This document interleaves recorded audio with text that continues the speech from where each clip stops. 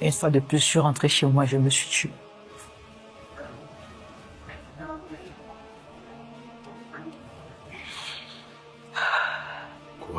Courage, Ashley.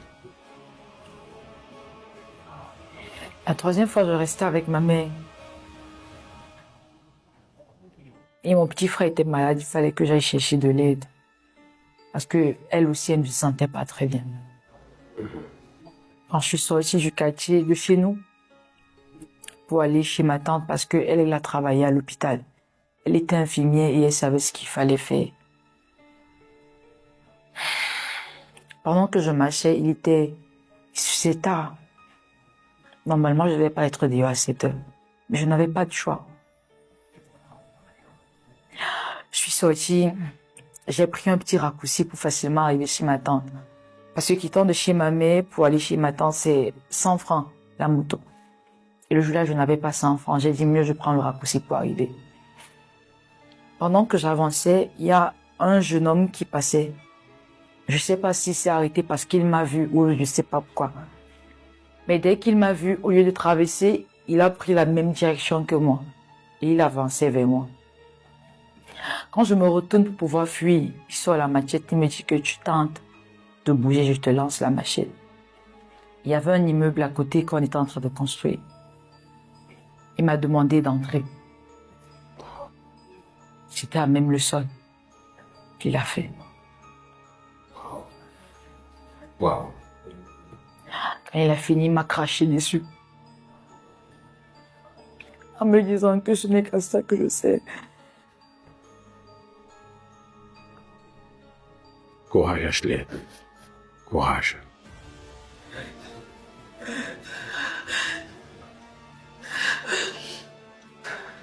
Inspire encore une autre fois. Relâche. Vas-y, Ashley. Puis il m'a craché dessus, il m'a dit que ce n'est qu'à ça que je savais. En ce moment, tout est repassé dans ma tête en fait. De la première fois jusqu'à la troisième fois, tout est repassé en même temps. Je ne savais plus si j'étais un être humain ou si j'étais un objet ou si j'étais appelé seulement à vivre ce genre de choses. Je comprenais pas. J'ai eu le dégoût pour tout et surtout pour moi-même. Je comprends. Tellement j'étais sale. J'arrivais même plus. Quand j'entrais sous la douche, je pouvais faire 3 heures de temps juste en me frottant le corps. Pensant que je pouvais retirer la saleté qu'il m'avait mis. Et son parfum, l'odeur de ses crachats. C'est encore frais comme si c'était hier.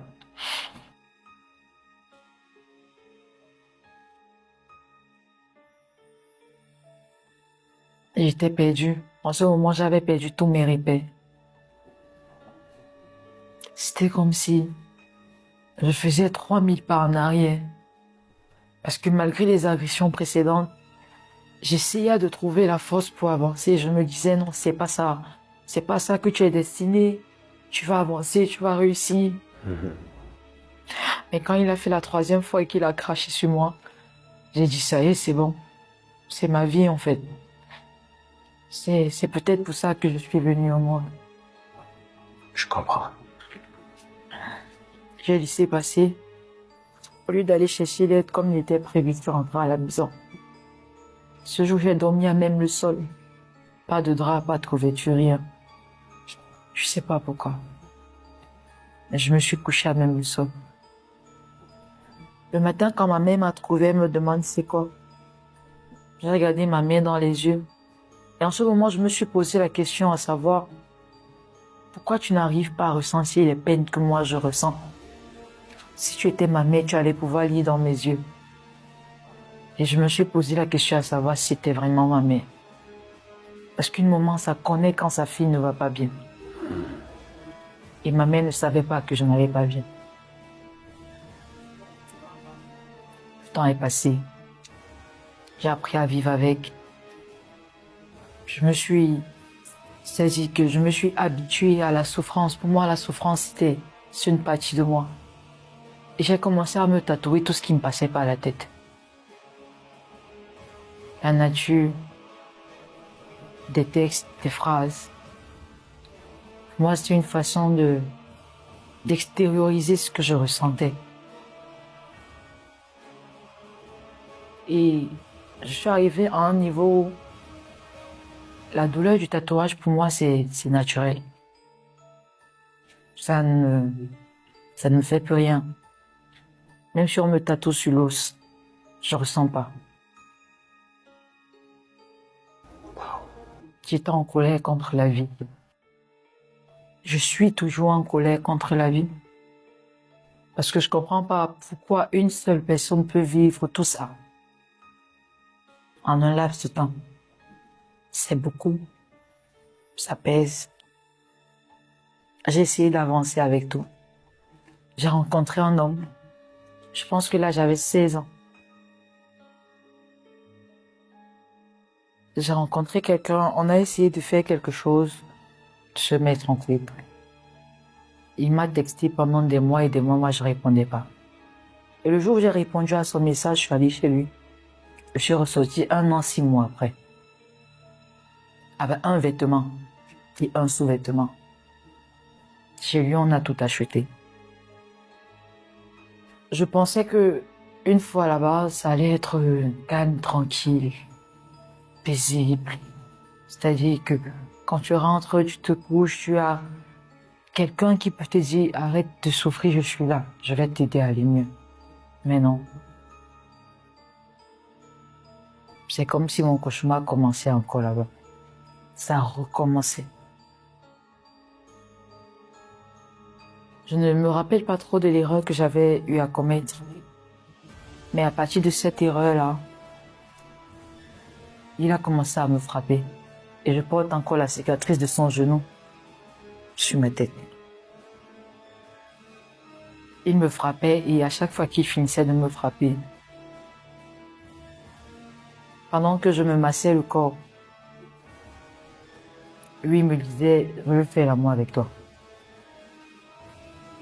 Et quand je disais non, il me frappait et il abusait encore de moi.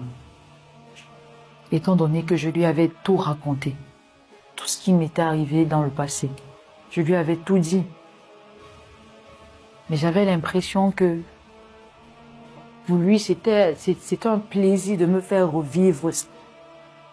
Je comprenais pas comment quelqu'un pouvait être autant tordu.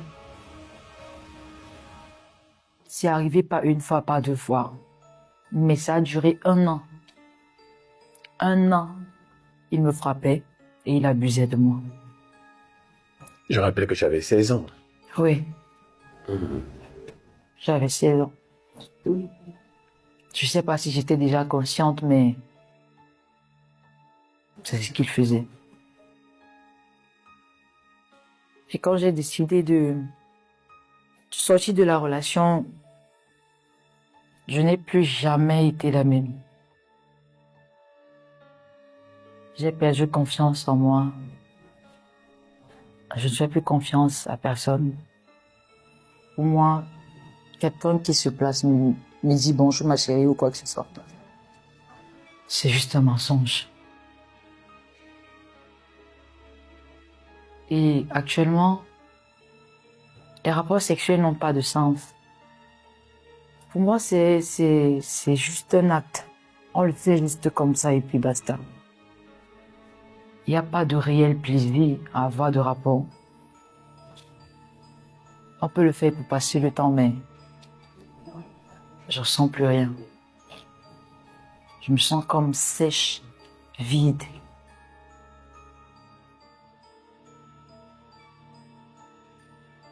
Et par moments, j'ai juste envie de mourir. Tu as déjà essayé de te suicider une fois. Oui. Je voulais boire de l'eau de Javel chez moi à la maison. Et j'ai un ami qui m'a appelé de justesse. S'il ne m'appelait pas, je ne sais pas où je serais actuellement. J'ai tout le temps les idées noires. tout le temps. Parfois, je traverse la route et j'ai envie de m'arrêter en plein milieu.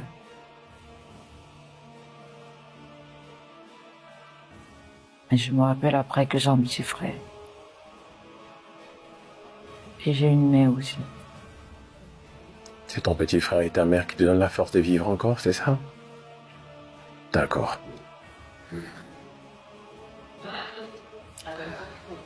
Merci Ashley. Merci de partager ça avec nous. Comment tu te sens maintenant? Comment tu as parlé? Comment tu te sens? C'est comme si on me mettait un couteau dans la plaie. D'accord. Mais ça Tu fait du ressens- bien. Ah, ça fait du bien Allez. de parler. Ah, d'accord. Et maintenant, est-ce que tu ressens une tension quelque part, la gorge serrée, la poitrine qui se serre, le ventre qui se noue? La poitrine. La poitrine. Très bien. Ashley, merci pour ta confiance. Maintenant, je vais passer la parole à Dr Nastia. Elle va bien prendre soin de toi. Parce qu'à partir de cet instant, ta guérison est enclenchée. Je te rappelle que tu es en sécurité ici. Et Dr Nastia va t'aider à comprendre tes douleurs. Parce que lorsqu'on comprend une blessure, on la surmonte facilement et on peut l'oublier. Mais quand on ne la comprend pas, on souffre. Bravo Ashley. Merci.